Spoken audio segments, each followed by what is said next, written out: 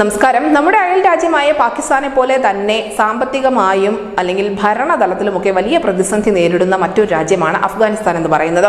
അഫ്ഗാനിസ്ഥാനിൽ എന്നാണോ താലിബാൻ അധികാരം പിടിച്ചത് അതിനുശേഷമുള്ള ആ രാജ്യത്തിന്റെ ചിത്രം പലപ്പോഴും ലോക രാജ്യങ്ങളെ ഒന്നടങ്കം ആശങ്കയിൽ ആഴ്ത്തിയിട്ടുമുണ്ട്.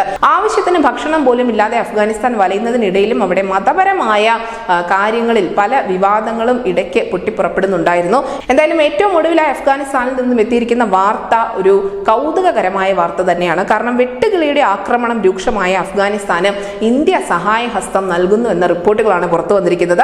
40,000 ലിറ്റർ മാലത്തിയോൺ കീടനാശിനിയാണ് ഇറാനിലെ ചബഹാർ തുറമുഖം വഴി ഇന്ത്യ അവിടേക്ക് അയച്ചു നൽകിയിരിക്കുന്നത്. വെട്ടുകിളികൾ കൃഷിയിടങ്ങളിൽ വ്യാപകമായി ആക്രമിച്ചതോടെ അഫ്ഗാനിലെ ഭക്ഷ്യ സുരക്ഷ വലിയ ഭീഷണി നേരിടുന്നുണ്ട്.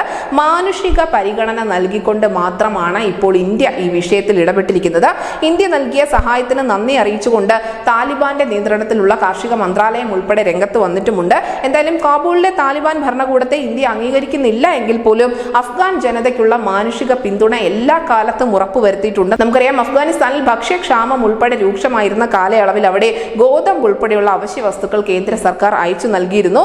നിലവിൽ ഈ വെട്ടുകിളി നിയന്ത്രണത്തിനായി ആഗോളതലത്തിൽ ഉപയോഗിക്കുന്ന ഒരു കീടനാശിനി എന്ന് തന്നെ മാലത്തിയോണിനെ പറയേണ്ടതുണ്ട്. അയൽ രാജ്യങ്ങളിലേക്ക് വെട്ടുകിളികൾ കടക്കാതിരിക്കാനും ഇത് വളരെയധികം ഫലപ്രദമാണ്.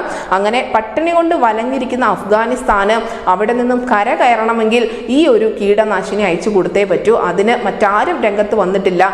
ഇന്ത്യ മാത്രമേ അവിടെയും ഒരു മാനുഷിക പരിഗണന നൽകിക്കൊണ്ട് അഫ്ഗാന്റെ സഹായത്തിനെത്തുന്നുള്ളൂ. അതൊരിക്കലും താലിബാൻ എന്ന ഭരണകൂടത്തിനോടുള്ള ഏതെങ്കിലും വിധത്തിലുള്ള സന്ധി ചെയ്യലല്ല, മറിച്ച് അവിടുത്തെ ജനതയ്ക്കുള്ള ഒരു മാനുഷിക പരിഗണന മാത്രമാണ്.